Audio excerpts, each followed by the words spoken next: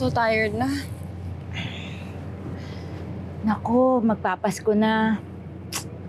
Sana makauwi na ako sa amin para makita ko na yung anak ko. What are you saying? Magbati na tayo. Okay, fine. Peace. Hindi ganyan, parang ewan naman to eh. Eh, di paano? Hindi yung bukal sa puso mo, ganon. Okay.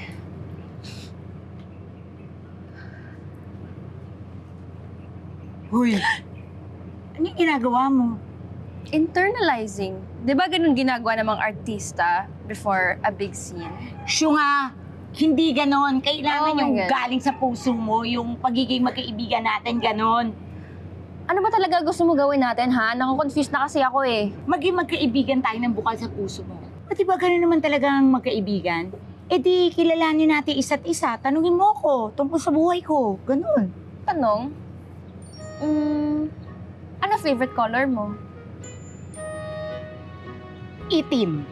Itim ang nakikita ko ngayon dahil nagdidilim na yung paningin ko sa'yo. Hindi ganon.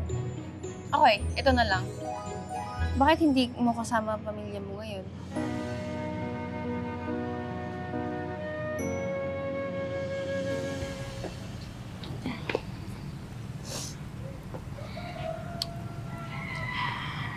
Ayun, na-scam ako. Tinakbuhan ako nung recruiter. Yung recruitment ko, tinakbo niya rin. Kaya hindi ako natuloy maging OFW. Tapos rumakit na lang ako sa Maynila. Ayun, hanggat bayaran ko lahat ng mga utang ko kasi nagkautang-utang ako eh. Tapos eto ngayon, yan dapat makakauwi na ako. Kaso itong buwisit na sapatos na to, ayan, kapaltos-paltos pa yung paa ko. Parang lahat na ng nakamalasan.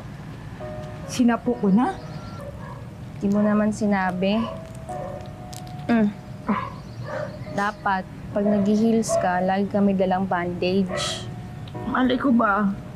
Ko naman na alam, hindi naman ako marunong magtakong.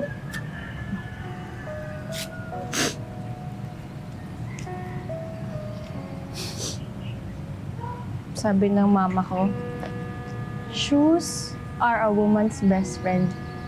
Dahil kahit saan ka magpunta, nandun yung kaibigan mo. Minsan, pag hindi kayo magkasundo, masakit din pagkasama mo yung kaibigan mo. Ilang taong ka ba nung nawala siya? College. Nauna pa nga sa kanya yung papa ko eh. Hindi na nila ako naabutan mag-graduate.